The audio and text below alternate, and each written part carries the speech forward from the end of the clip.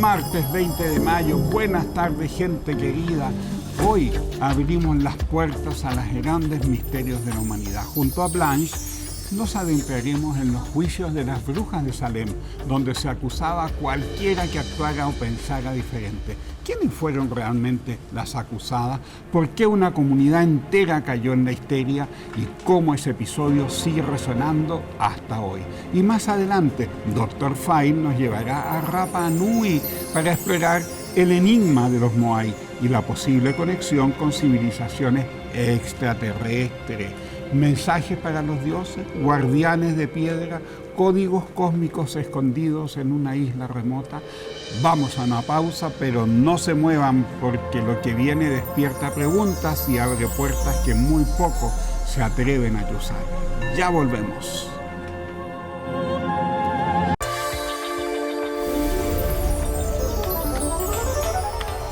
Ya estamos de vuelta y hay un dato importante que quiero compartirle y que nos va a dar nuestra querida Claudia Conserva. Pongan mucha atención. Hola Pedro, muchas gracias. Lo primero, se agradece este espacio en tu programa y decirle a todo tu público que existe Subavit. Subavit es un suplemento que es 100% natural, se toman 2 cápsulas al día y tiene las vitaminas y los minerales que tu cuerpo necesita para fortalecer el sistema inmune. Fíjate que lo ha tomado mucha gente, es un producto que existe hace más de 5 años y ha tenido muy buenos resultados, no solo en fortalecer el sistema inmune, también en temas relacionados con la piel, temas relacionados con el crecimiento del pelo, de las uñas. Realmente los invito para que lo prueben porque es extraordinario y súper completo. Se llama Subavit. Gracias Claudia por estar con nosotros y aprovechen la promoción que está en la página. Por la compra de un pack de 3 te llevas un frasco de regalo. Hay despacho a todo Chile y se vende en www.subavit.com. Y otro dato súper importante, mi querida amiga Patricia Maldonado sigue con su show. ¿Y cuál es el show? Se acabó usted sabe, y la maldito presidente, y mucha atención porque tienen nuevas fechas: sábado 24 de mayo en Antofagasta, jueves 29 en Talagante y sábado 31 de mayo en Copiapó. Revisa todas las fechas en la gira de www.patriciamaldonado.cl. Las entradas están a la venta en el sistema Ticket Plus. Muy bien. Vamos entonces con nuestro programa. Les quiero recordar que por ahí ya vi al Dr. File que viene a hablarnos sobre los misterios que esconde Rapa Nui, la isla de Pascua. ¿Quién ayudó a construir esas tremendas moles de los Moai? Todo eso, esos misterios. ¿Será que también fuerzas extraterrestres ayudaron a mover todos esos personajes? Porque son en realidad personajes los Moai, y decían que incluso tenían vida propia y se movían. Bueno, todo eso lo vamos a hablar en el tercer bloque con el Dr. Fay sobre los misterios que esconde Rapa Nui, un lugar que yo le tengo mucho cariño porque viví en esa isla y guardo muy buenos recuerdos. Blanche ahora nos va a hablar de las brujas de Salem, de los juicios de Salem. Cuéntanos, Blanche, porque hay mucha gente que quizás nunca ha escuchado qué fueron los juicios de Salem. Bueno, ¿cómo estás, Pedrito? Antes que Bien, nada, contento de verte. gracias. ¿Sabes qué?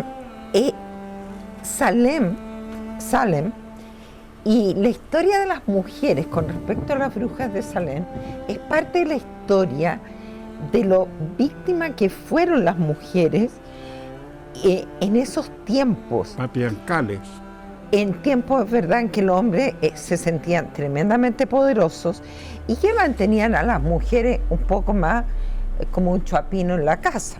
Como esclavas. Así es. Por más poder que tuvieran las mujeres, eran tremendamente indefensas, lo que hoy día nosotros tenemos que valorar, que vivimos en otro siglo. La historia de Salem en realidad se remonta a Europa. En Europa se comienza a decir que había personas, estamos hablando del año 1300 y 1400, que practicaban la magia. La brujería. Exactamente, la brujería, pero no eran hombres, eran mujeres. Parte, porque en la historia a veces no se aprende. Entonces parte todo esto con las mujeres solteras que tenían gatos, especialmente gato negro. ¡Wow! ¿Ya? Entonces yo decía, no, el gato es algo diabólico. Mira cómo lo acaricia, mira cómo está. Tenemos que pensar que en ese momento la mujer no tenía cero maquillaje, cero peinado. Entonces, claro, si tú andabas con un pelo grande, no eras muy bonita de cara, la ropa, ¿verdad?, bastante usada, por supuesto que una mujer muchas veces se veía casi fea. Y esto significó... No había moda todavía. No había moda, o sea, para la gente pobre no había nada. Nada. Esto empieza a significar que los hombres dicen, momento, aquí algo pasa. Y además, esta mujer tenía éxito con los hombres, pero en el fondo era una prostitución disfrazada. Y nace, entre todo esto, la Inquisición. Entonces, las mujeres empiezan a ser tremendamente perseguidas. Si tú tenías un lunar en Inglaterra, ese lunar significaba que tú eras bruja. Si tú tenías un gato negro, también eras bruja. Incluso si barrías con la escoba. Si barrías con la escoba. Y en ese tiempo calentaban el agua, ¿ya? En Escocia, si eras pelirrojo, también. También, ¿verdad? Entonces calentaban el agua y le ponían hierba, estabas practicando la magia. Esto empieza a escalar a un punto enfermizo. Y este punto van a juicio. Acá se unen dos cosas, empiezan a matar a los gatos. Y como el hombre no aprende, viene la peste bubónica. Pero la peste bubónica era un castigo a la brujería practicada. Alguien tenía que pagar esto. Entonces empiezan a juzgar a mujeres de edad, mujeres jóvenes, incluso niñas de 4 años. Hay un caso de una niñita de 4 años que muere con su mamá quemada. Y los queman. Muy poca gente se salvó de estos juicios. Mucha gente arranca hacia lo que sería hoy día Estados Unidos y llegan a un pueblo que se llama Salem. Pero en Salem llegó mucha costumbre inglesa. Y ahí en Europa sale un manual. Los puritanos que llegan. ¿Cómo? Los puritanos que llegan ahí también. Los puritanos. Y en Europa salió un manual que se llamaba el Manual de las Brujas. ¿Ya? Que hoy día sería bestseller. Que hoy día sería bestseller, claro que serían otro tipo de bruja. ¿Ya? Y en este manual salen todos los puntos de cómo reconocer a una mujer. Bruja. A una mujer. ¿Ya? Porque el hombre se salvaba. Malleus Maleficarum. Exactamente. El martillo de brujas. El martillo de brujas. Pero que en el fondo es la inducción a conocer qué hace una bruja. Una bruja hierve agua, te mira fijo. Porque en ese tiempo, para conversar con un hombre había que bajar la vista. ¿Ya? Y cuando no bajaban la vista, era Lo porque estabas te embrujando. estaban deseando y embrujando para que vinieras a mí o a otra persona. Esto esto históricamente, lo que hoy día nosotros conversamos, es un horror. Terrible. ¿Ya? Es un horror hacia las mujeres, hacia los abusos y hacia el hecho que las mujeres, ¿qué hacían? ¿Qué hacían con esto? Y les voy a comentar algo. De aquí nace, parte de esto, nace lo que hoy día se ha heredado. Se le cubrió el rostro a las mujeres. Oye, un tema apasionante que estamos sobre las brujas de Salem y los juicios a las mujeres en esa época. Blanche nos está explicando por qué se acusaban a las mujeres por temas como por tener un gato, por ser pelirroja, por tener un lunar. Bueno, tenemos un video que quiero que nos acompañe en este momento. Véanlo con mucha atención.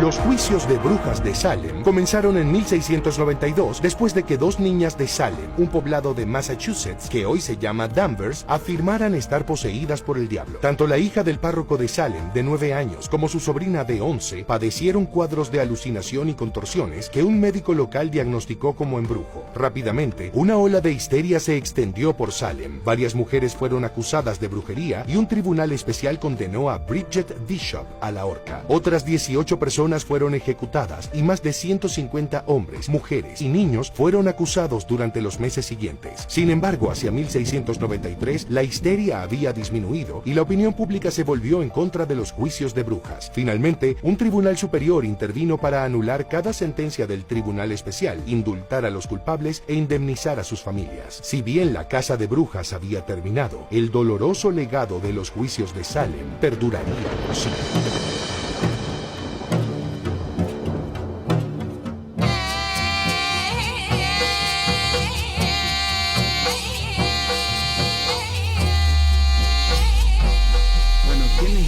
Acusadas, gente pobre, de bajos recursos, gente muy vulnerable, esclava, personas que no tenían cómo defenderse.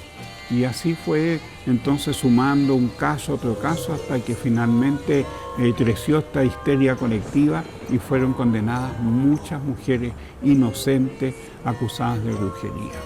Blanche, ¿cómo sigue esto? Bueno, sigue con una historia bastante terrible. Esto fue aceptado por el Papa. ¿Por el Papa? Sí, Inocencio VIII acepta que existe la brujería, ¿ya? Por lo tanto, debe ser perseguida. Y eso sirvió... Él aprobó esta Inquisición, entonces. No, él aprueba lo de Salem. Sí.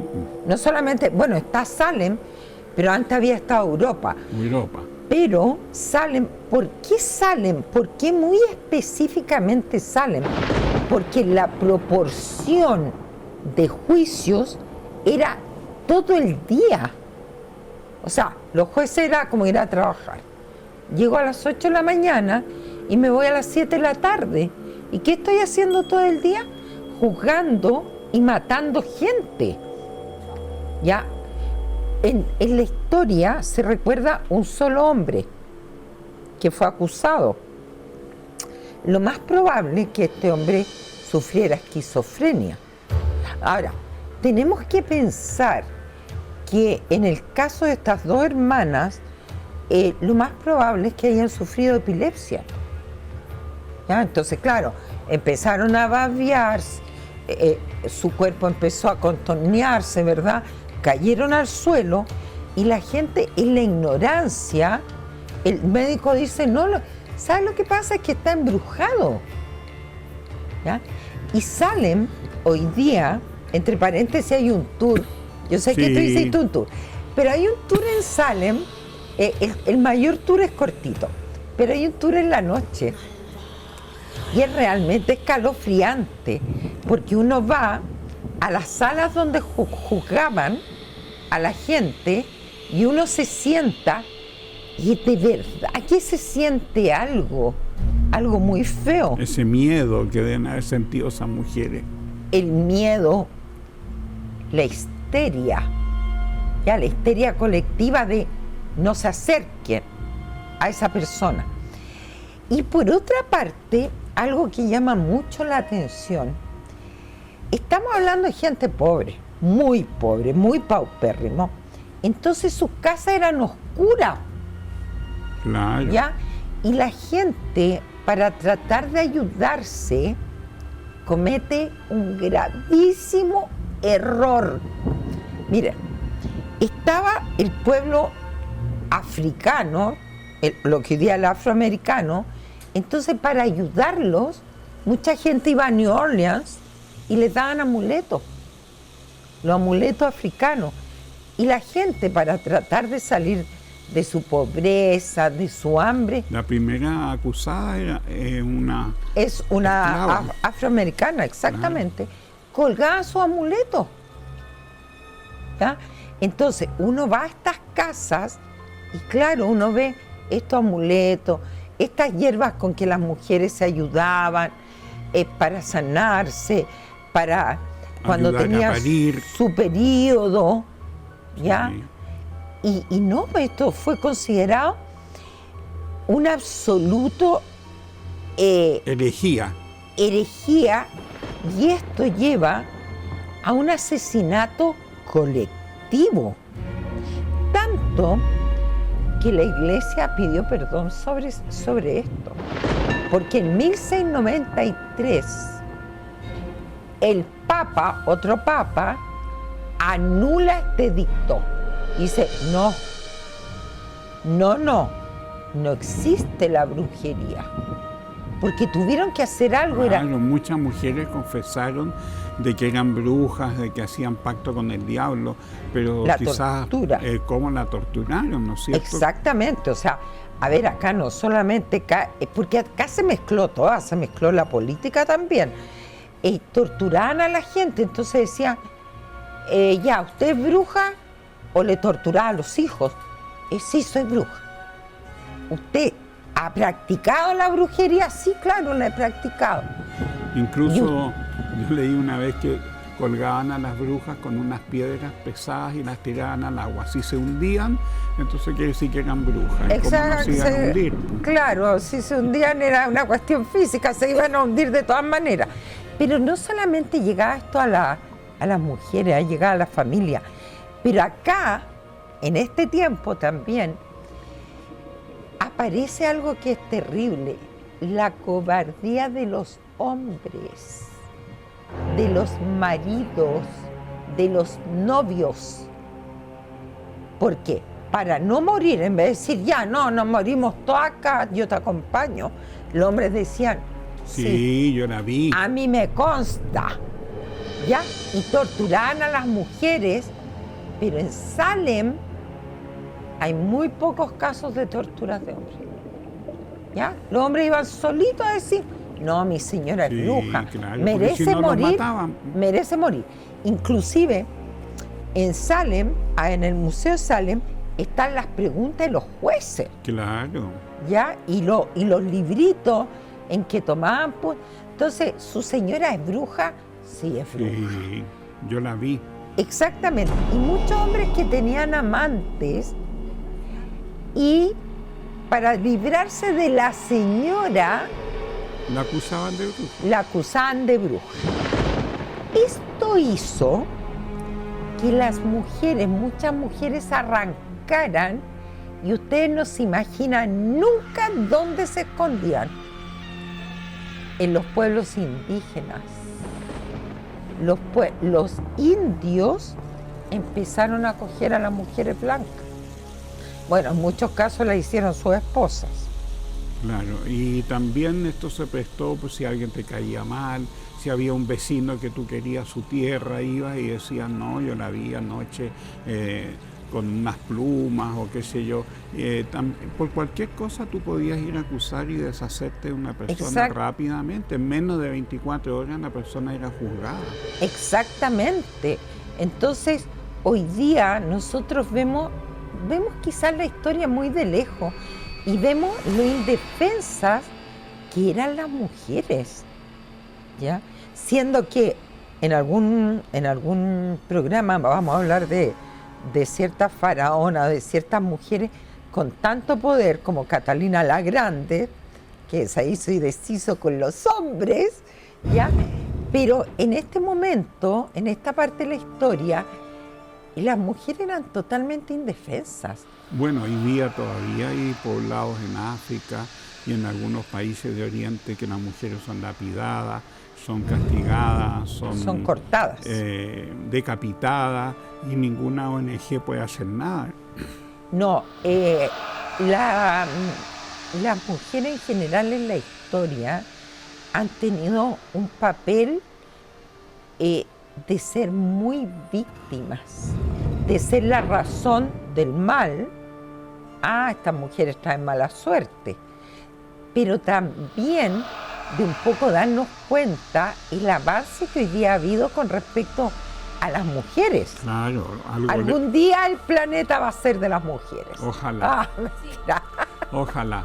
Blanche, ¿podrías contarnos un poco lo que tú sentiste cuando fuiste a Salem? ¿Cómo llegaste? ¿Cómo funciona esa ciudad hoy en día? No se habla mucho, ¿no es cierto? A la gente no le gusta hablar mucho de estos juicios. No se habla mucho porque es una vergüenza. Sí. ¿Ya? Es una vergüenza Salem hoy día. Es comparativamente, en todos los países han habido grandes horrores, pero en este momento en que se habla de la muerte de porque acá murieron pocos hombres, murió muchas mujeres, pero murieron niñas, muchas niñas, ¿ah? Hijas del diablo. Hijas del diablo. Y además que también se prestaba para abusos sexuales, porque cuando los jueces veían esas niñas de 14, 15 años, también las violaban y después las mataban. O sea, era un abuso constante y permanente legal. Así es, pero tú sabes que también muchas se salvaron en las violaciones, ¿eh? Algunas que fueron más audaces. Yo estoy contigo, pero tú me salvas. Entonces, igual hay un abuso. Terrible, un abuso terrible. Entonces, hoy día en Salem, además que Salem vive en una vibración, cuando uno habla entre paréntesis sobre esto, uno dice, wow, cuando uno va, y de verdad que es cierto, cuando uno va a estos lugares donde se ha vivido tanto dolor, tanto terror, hay algo que da la energía. La tristeza. La tristeza. La gente, desde acá, desde Chile, decimos, oh, qué ignorancia. Pero no, hay que estar en esos lugares para sentir algo, para sentir verdad. Algo queda impregnado cuando uno dice, las energías quedan. Realmente las energías quedan. A pesar de que cuando uno llega a Salem es un país, una ciudad tan bucólica, uno dice que el lugar más lindo. Es bonito. Pero Salem. de repente ya se te empiezan a calar en los huesos esa tristeza, esa soledad, esa impotencia de esas mujeres que no tenían de qué defenderse, de cualquier cosa las acusaban y sabían el destino que iban a tener. Les quebraban los huesos, las piernas, las desfiguraban, las quemaban y finalmente también las asesinaban en el fuego. Así es, así es. Así que hoy día tenemos en el occidente todavía. Bueno, triste capítulo hoy, pero muy interesante porque, claro, las brujas, que hoy día, gracias a Dios, han resucitado las brujas en el mundo y existe la brujería en el sentido de amor. Así que un homenaje también a todas esas mujeres que preservaron la antigua brujería y la dejaron como herencia a las nuevas generaciones. ¿Usted quiere contactar a Blanche? ¿Le gusta lo que Blanche hace? Tiene lecturas de tarot. Usted puede seguirla en Instagram y visitar su página web, donde encontrará todos los consejos espirituales, historias mágicas, lectura de tarot, numerología y también tendrán la oportunidad de sumarse a los viajes sanadores que Blanche organiza a Brasil con los monjes Tupiara. Así que síganla en las redes que aparecen ahí en pantalla. Así es, el próximo viaje es el del 10, 11, 12, 13 de julio a Tupiara para las personas que no alcanzaron a subirse a este viaje. Bueno, no se lo pueden perder, muchas gracias. Y ya viene el Dr. Fire, ahí está el maquillaje, y para hablar sobre los misterios de Rapa Nui. Así que vamos y volvemos.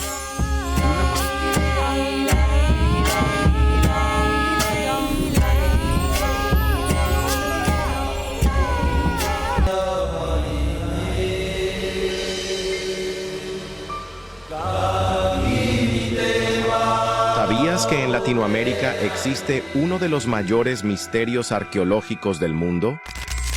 En la remota isla de Pascua, Chile, se encuentran los enigmáticos Moais, gigantescas estatuas de piedra que han desconcertado a la humanidad durante siglos. Estas imponentes figuras, talladas hace más de 500 años por los antiguos Rapa Nui, pueden pesar hasta 80 toneladas y medir más de 10 metros de altura. Pero, ¿cómo lograron moverlas a lo largo de la isla sin tecnología avanzada? Algunas teorías sugieren que usaron troncos y cuerdas, pero otras especulan que recibieron ayuda de fuerzas sobrenaturales, o tal vez extraterrestres.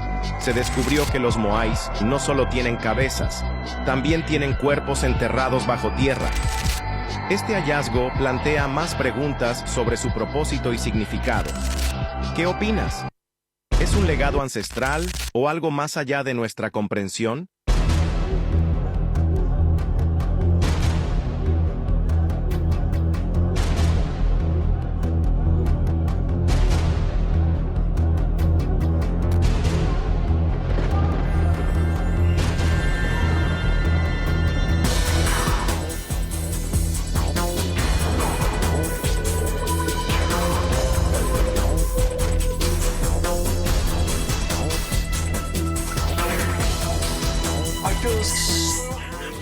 Ya estamos de vuelta con un tema que a mí personalmente me toca el corazón, ya que tengo lazos muy sentimentales con Rapa Nui. Estamos con nuestro querido Dr. File. Cuéntanos el enigma de esas tremendas construcciones de piedra. Qué cosa más bella, realmente la isla de Pascua, Rapa Nui, es una joya arqueológica, es un museo al aire libre y que está, bueno, dentro de nuestro territorio. Fíjate tú también que nos proyecta a Chile dentro de todo lo que es el triángulo polinesio. Es decir, también somos polinesios de una u otra forma. Gracias a la isla de Pascua, yo quiero mandarle a todos mis amigos de Isla de Pascua un caluroso saludo desde este rincón de la tierra.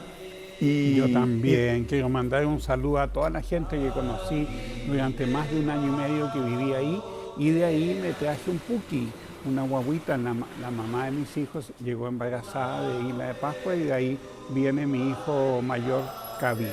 Así que a toda la gente de la Isla de Pascua, yo no sé si estará viva Isabel Pacarati, pero a sus descendientes también les mando muchos cariños. Ahí justo vivía yo, en la única casa que había frente a Tajay. Mira, qué maravilloso. Ahí estábamos viendo recién el templo de Tongariki, que es como la catedral también de todo lo que es estos Moai. Los Moai. ¡Wow! Tan misterioso como en las pirámides de Egipto, ¿no es cierto? Sí, tan misterioso. Tan misterioso porque cómo movían a estas grandes estructuras de piedra, estas grandes esculturas. Recordar, antes de entrar en ese enigma, recordar que todo lo que fue el pueblo Rapa Nui llegó a la isla desde el continente de Hiva, que se hundió según las tradiciones. Otomatúa, que fue el primer rey, llevaba en estas canoas, en estas grandes embarcaciones, el primer Moai, que no era muy alto, no era muy grande, ¿ya? Pero a partir de ese modelo se comenzaron a construir los Moai en la isla de Pascua, en Rapa Nui. Esta llegada de Otomatúa a la isla de Pascua habría sido en torno del siglo VIII, para que nos situemos un poco, ¿ya? Históricamente, ¿ya? Y siempre uno tiene que recordar que dentro de los más grandes navegantes de la historia de la humanidad, Pedro, están naturalmente los vikingos, pero desde mi punto de vista mucho más grande que los vikingos son los polinesios, porque se trasladaban a través de las rutas de las corrientes marinas de las tortugas, por ejemplo. Por eso las tortugas son verdaderos dioses. Y hay muchos símbolos de tortuga en la isla de Pascua. Por supuesto que sí, porque seguían a las tortugas las corrientes. Así llegaron, no vamos a entrar en el detalle del origen de todo lo que fue todo este viaje onírico, porque cuando uno se mete, y tú más que yo lo tienes que saber, estamos hablando de una isla mágica. Mágica, total. Totalmente mágica. Y los relatos de la gente de ahí son increíbles. ¿Por qué? Porque de una u otra forma, los Rapa Nui, imagínate los Rapa Nui haber nacido allá, haber concebido allá también, es muy especial. Ellos estaban más cerca del cielo, de alguna forma, siempre mirando al cielo y un mar que es un desierto de agua. Ahora bien, los Moai, Pedro. ¿Cómo se movían los Moai? Que es la pregunta, una de las preguntas del millón. Y en realidad uno... ¿sí? ¿Por qué dices tú mirando al cielo? Porque hay muchas teorías de eso y la gente en su casa nos va a preguntar, ¿por qué dices eso, mirando al cielo? Porque el pueblo Rapa Nui es un pueblo muy onírico. Mágico. Entonces, imagínate, estás en la isla, ves un desierto de agua. ¿Ya? ¿Qué te queda para mirar? Hacia la estrella, hacia lo mágico del cielo. Y de ahí viene en gran medida el misterio de cómo movían a los Moai. Porque a mí me podrán decir, mira, miles de explicaciones racionales, que ocupaban cuerdas, que, bueno, las llevaban al hombro, da lo mismo.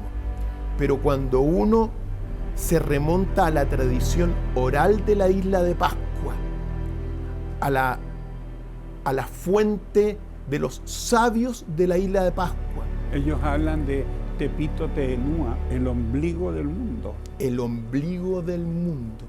Y siempre cuando uno le pregunta cómo se movían los Moai, la respuesta es una nomás. Gracias al maná. El maná, precisamente en ese ombligo del mundo, que es una piedra en forma de elipse, de huevo del mundo. Bueno, es donde se reunían para pedir que bajara esta energía del cielo. ¿Ya? Una energía del cielo, el maná, que le permitía moverse a los Moai solo según la tradición. Entonces... Qué fascinante. Por eso digo, ¿quiénes habrán sido? ¿De dónde proviene esa energía? ¿De qué fuente del universo puede bajar una energía? Según la tradición oral, que le dice a los Moai, levántate y anda y muévete. Porque hay lugares donde hay Moai que uno se pregunta están cómo lo llevaron. Están a mitad de camino y están como que hubieran estado, como dices tú, caminando. Efectivamente. Entonces, ¿por qué esto es importantísimo? Porque nos remonta a una energía telequinética. Acuérdate también que cuando hablábamos de las líneas de Nazca, hay unos seres con 4 dedos. 4 dedos que, bueno, si no tienen este dedo para agarrar las cosas, se habla de que movían los objetos telequinéticamente, es decir, movimiento de los objetos a distancia. Hasta el día de hoy, cuando uno habla, a mí me tocó hablar con Papa Kiko, que en paz descanse naturalmente, y con otros Ariki de allá, siempre la respuesta es la misma. Se movían gracias al maná. Y el maná proveniente, o al menos una fuente de ese maná, es este huevo cósmico, esta Tepito Teenúa, es decir, el ombligo del mundo. que le permitía hacer todas estas cosas. Cuando uno se remonta a los misterios de Rapa Nui, hay muchas cosas que uno tiene que descubrir, por ejemplo, en las canteras, en los mismos volcanes que hay ahí. Se habla que hay aprisionados también seres muy oscuros y que gracias a los Moai, que todos miran hacia adentro, fíjate tú, todos estos Moai son de alguna forma los depositarios del maná, es decir, de esta energía espiritual que se transmitía a través de los ojos. Y decían que ellos tenían mucho poder por vivir ahí en esa naturaleza y ese poder se traducía a la telequinesis. Y existen otros símbolos, el hombre pájaro. El hombre pájaro Tangata también. Manu. Claro que sí. Eso viene después de la civilización de los Moai, porque pasaron por varias civilizaciones. Antes que se me vaya, uno tiene que decir una cosa. Y esto es una cosa muy directa a los que correspondan. Pero nosotros tenemos que preservar, cuidar, valorar de sobremanera lo que es Rapa Nui. Sí. Hoy día simplemente es una región especial. Nosotros debiésemos realmente elevarla a una categoría de patrimonio universal. Pero total, yo creo que no hay en ninguna parte del mundo algo como Isla de Pascua, es única en este planeta. Es única en este planeta y es nuestro principal, al menos, registro arqueológico ancestral, conectado con las estrellas, siempre conexión con las estrellas. A mí me llama la atención, Cristian, esos sombreros que tenían también como que yo pienso que ahí había como un radar, algo que se conectaba con las estrellas. Por supuesto que sí. Nosotros a veces pensamos que todo tiene una respuesta racional, de que todo la va a resolver la razón, causa-efecto, y en realidad nosotros estamos frente a un enigma de la arqueología. Hay moais también que son muy grandes. Entonces, enormes moai. ¿Cómo se traslada? La explicación siempre racional es que la movían con piedra, entonces algunos se caían, por eso se rompían. Las piedras eran piedra volcánica, entonces no eran muy duras, ciertamente, pero son lugares sagrados. También uno tiene que decir lo que uno tiene que cuidar cada moai. ¿Por qué? Porque son ajo.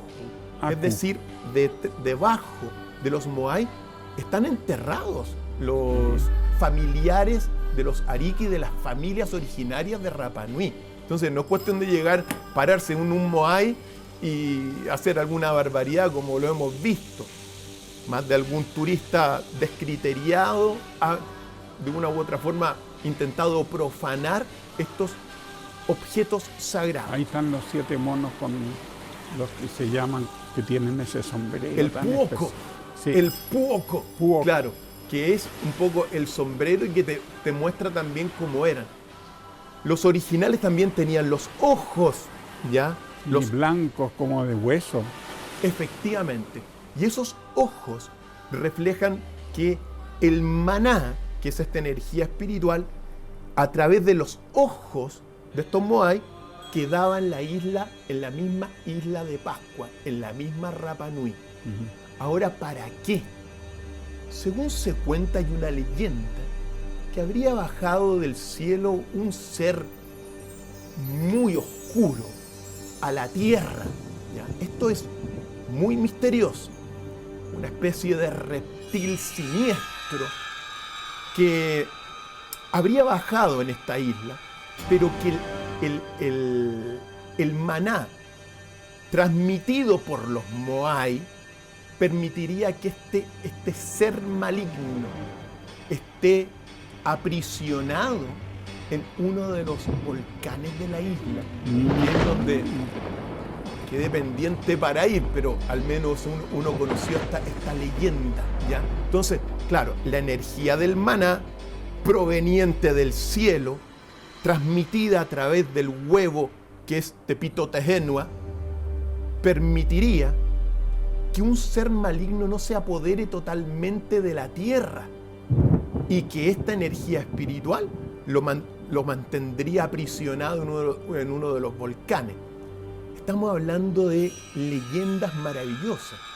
También está lo que fue después de la civilización de los Moai, que viene la civilización de Manutara, del Manutara, que también hay una tradición muy bonita porque se bajan en una competencia a buscar el huevo a una de las islas. Esa es una fiesta maravillosa que hacen. ¿Te tocó vivirla? Sí, maravillosa. A mí no me tocó vivirla, pero al menos la supe. Entonces, cuando uno ve todo esto y cuando uno ve esta tradición, bueno, ¿por qué se dejaron? Mira, hay uno de los enigmas más grandes, es ¿por qué se dejaron de construir los Moai? ¿Y con qué herramientas las construían? No se sabe. No se sabe, pero seguramente con otras piedras. Hay unas piedras un poquito más duras que las ocupaban.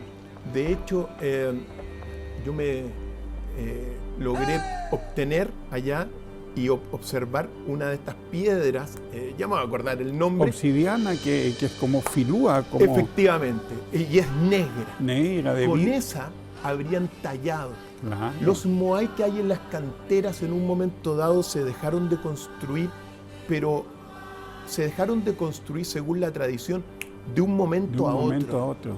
Eso es parte de los enigmas que vemos en la academia, ciertamente, Pedro. ¿Por qué se dejaron de construir los Moai? Y eso, no voy a contar la historia, pero sí nos remonta a esta energía ancestral del maná. Es muy posible que estamos en presencia de una isla tan mágica, tan ancestralmente maravillosa, que desconocemos las dimensiones y los poderes que pudieron haber tenido en algún momento toda esta civilización de Rapa Nui. Por lo tanto, es un misterio maravilloso, pero que tiene que ver siempre reiterativamente con esta energía telequinética. Hay algo que nosotros perdimos, Pedro. Una conexión.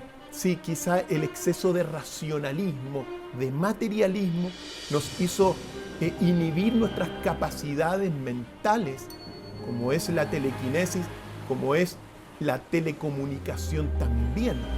Pero la isla de Pascua lo mantiene hasta el día de hoy. Creo que tenemos que cuidar a esta isla, tenemos que preservarla y tenemos que darnos cuenta de lo que significa haber nacido allá, Pedro. Imagínate haber nacido a más de 5.000 kilómetros de costa. ¿Por qué digo esto?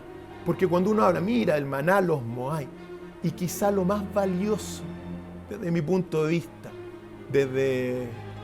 junto con los Moai naturalmente, es la gente de Rapa Nui. Los misterios, las leyendas que se cuentan. Gente muy, muy buena. Son duros, defienden sus cosas, pero una vez que uno los conoce, abren las puertas. Es verdad. Los que contaminaron, fíjate tú, los que contaminaron a los Rapa Nui fueron los occidentales. Claro, los del continente. Los del continente, en la historia, fueron los que fueron destruyendo todo lo que es la inocencia, todo lo que es la bondad que tenían. A los visitantes, los Rapa Nui le abrían las puertas de par en par. Y hasta las tierras se las ofrecían. Menos mal que después salieron las leyes que no se podía comprar tierra si no era alguien ancestral. Yo cuando estuve allá también escuché una teoría, no sé si sabes algo al respecto, que los Moai todos miran como si estuviesen esperando el regreso de alguien. Eso es parte del misterio. Es parte del misterio. Recuerda que hay 7 Moai que miran hacia afuera de la isla. Sí. ¿Hacia dónde miran? Según las tradiciones, hacia el lugar original donde estaba el continente de Hiva, de a donde llegó Tomatúa con más de 300 Rapa Nui. Llegaron desde Hiva. Pero si todo esto es así como tú lo dices, es muy posible que algo estén esperando. Lo que desde mi punto de vista, yo por 1995, si mal no recuerdo, estuve en el primer encuentro de las tribus del Triángulo Polinesio, que se realizó allá en Rapa Nui. Y toda la ceremonia, que duró más de una semana, todo lo que hicieron los Rapa Nui tenía un objetivo: reunirse finalmente en el Tepito Tejenu, en el ombligo del mundo, y pedir que vuelva el maná. Qué lindo. Entonces, esa energía es el gran misterio que hay. ¿Qué tipo de energía le permitía a los moáis decir, levántate y muévete? Cristian, ¿y qué dice la ciencia de todo esto? La ciencia es fundamentalmente materialista, o ha sido muy materialista. Pero hoy día, ciertamente, la vanguardia científica está incursionando en elementos metafísicos, ¿ya? Y eso es lo que al menos la ciencia está abriendo. La ciencia del siglo XX es muy racional, antimetafísica. Entonces, anti-espiritualista, claro, anti todo lo que es mágica. Y sin embargo, nosotros, yo pienso que estamos en una época de que nos estamos abriendo a la magia, nos estamos abriendo al espíritu, nos estamos abriendo a un ser cósmico que tiene capacidades y dimensiones que desconocemos o que se nos han adormecido. Yo pienso que por ahí va un poco. Las próximas generaciones tienen que ser más espirituales o no van a ser, Pedro, porque el exceso de materialismo nos sitúa o nos reduce como civilización. Y lo mismo pasa con todo lo que es Rapa Nui. Rapa Nui, tierra mágica. Piensa tú también lo que es haber nacido ahí, a 5.000 kilómetros de costa, el mar. Y la cantidad de arcoíris que hay al día. Bueno, eso quizás lo apreciaste tú. Se cruzan así, forman unas cúpulas de arcoíris todos los días. Maravilloso. Bueno, hemos tocado un tema muy chileno, pero poca gente le da importancia mágica y sobre todo espiritual, porque la isla de Pascua yo siento que es un foco de espiritualidad en el planeta, como lo describió el Dr. File, que nosotros muchas veces lo tomamos como si fuera cualquier cosa. No, yo creo que Chile tiene un deber y una bendición con esa isla, Rapa Nui, que tuve la suerte de conocer muy de cerca, a su gente, a sus mitos, a todo lo que pasa ahí. Pasan cosas maravillosas y el alma también se despierta a una experiencia, ¿no es cierto? Se despierta a una experiencia muy especial. Por supuesto, y también la isla de Pascua, Rapa Nui, está conectada con otros lugares de poder de la Tierra, incluso con lo que vimos ayer, que es las grandes pirámides. Entonces, estamos en una visión que la vamos a seguir explorando, Pedro, en términos de una visión global del planeta, donde uno de los puntos más importantes energéticos de todo el planeta Tierra está en Chile y se llama Rapa Nui. Cristian, cuéntanos, tú tienes un viaje místico hacia Egipto. ¿Por qué no le cuentas a la gente de qué se trata? Sí, vamos a realizar un viaje, una ruta de los grandes enigmas de Egipto, que va a ser entre el 14 y 15 de agosto. Ajustamos las fechas, donde vamos a viajar a conocer los secretos de esa civilización inmortal. La voy a guiar yo, así que prepárense. Toda la información en ufstravel.cl. Invitados todos. Pedro, ¿nos vas a acompañar? Sí, de todas maneras. Si a usted le gustan los temas de Cristian, a mí me encantan, sígalo en sus redes sociales, en Academia. ¿Qué puede aprender, Cristian, la gente en tu academia?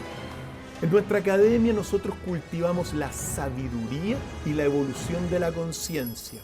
Vamos a conocer, ahí tiene 4 escuelas: la escuela de los enigmas, de las culturas, de los milagros y de las fuerzas. Es decir, en poco tiempo uno profundiza la sabiduría más que la extensión de los conocimientos. Y nos permite precisamente perfeccionar nuestras profesiones, Pedro. Muchas veces lo que uno estudia, su profesión, requiere en un momento dado una visión contemplativa general y profunda sobre el significado de nuestra propia vida, de nuestra propia existencia. Por eso en academia.cl todos invitados también a cultivarla. Ya saben, cualquier profesión que usted tenga igual necesita una conexión espiritual. Ahí está el Dr. Fay con su academia.cl. Muchas gracias por abrirnos las puertas al mundo extraordinario. Gracias, Cristian. Todos los días se aprende algo maravilloso contigo y mañana volvemos y tenemos un nuevo programa a las 3 de la tarde como todos los días en TV+. Pedro Engel y el mundo extraordinario. Los queremos mucho, gracias, chao.